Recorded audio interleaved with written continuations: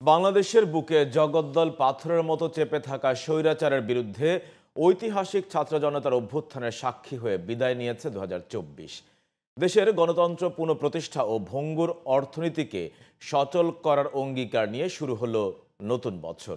সুযোগ ও সম্ভাবনার এই নতুন বছরে দেশের সামনে রয়েছে বেশ কিছু চ্যালেঞ্জও। FM বাইজিদের report.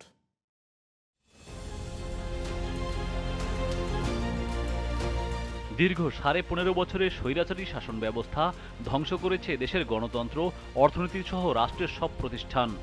স্বৈরাচারী শাসন প্রতিষ্ঠা করতে গিয়ে সার্বভৌমত্বকেই চ্যালেঞ্জের মুখে দাঁড় করিয়েছিল পতিত সরকার।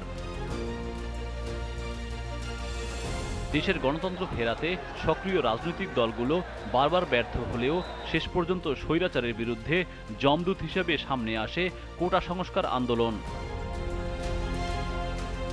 মাত্র 36 দিনের আন্দোলনে 5 আগস্ট পতন হয় স্বৈরাচার শেখ হাসিনা সরকারের।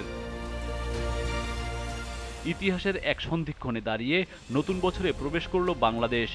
গণ অভ্যুত্থানের মাধ্যমে যে স্বপ্ন নিয়ে নতুন পথে যাত্রা শুরু, তা পূরণে কয়েকটি সংস্কার কমিশন গঠন করেছে অন্তর্বর্তী সরকার। কমিশনগুলোর রিপোর্ট এবং সংস্কারের কার্যকর বাস্তবায়নই নতুন বছরের প্রধান চ্যালেঞ্জ। সংস্কারের পাশাপাশি জাতীয় নির্বাচন নিয়েও রাজনৈতিক দলগুলোর প্রত্যাশার মাত্রা বাড়বে নতুন বছরে। নতুন নির্বাচন কমিশন নির্বাচনী রোডম্যাপে কিভাবে এগোবে সেদিকে দৃষ্টি থাকবে সবার।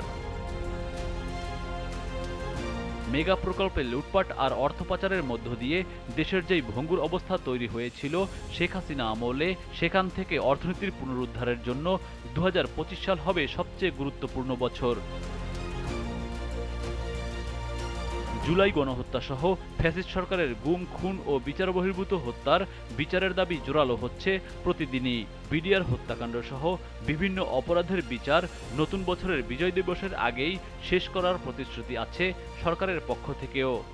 আমরা আগামী বিজয় দিবস গণহত্যাকারীদের শাস্তির রায় সেলিব্রেশন করব।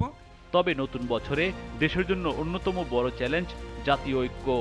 সংস্কার, নির্বাচন ও বিচারসহ চলমান বিভিন্ন ইস্যুতে জাতীয় ঐক্যের উপরই জোর দিচ্ছেন সব পক্ষ। আর এই ঐক্যের উপরই নির্ভর করছে দেশের রাজনৈতিক ও অর্থনৈতিক স্থিতিশীলতা ও আগামীর অগ্রগতি। জনগণের কাছে যেতে হবে, ম্যান্ডেট দিয়ে পার্লামেন্টে আসবেন। বিশেষজ্ঞদের মতে নতুন নির্বাচিত সরকার দায়িত্ব গ্রহণের আগ পর্যন্ত দেশের রাজনৈতিক ও অর্থনৈতিক স্থিতিশীলতা আসবে না।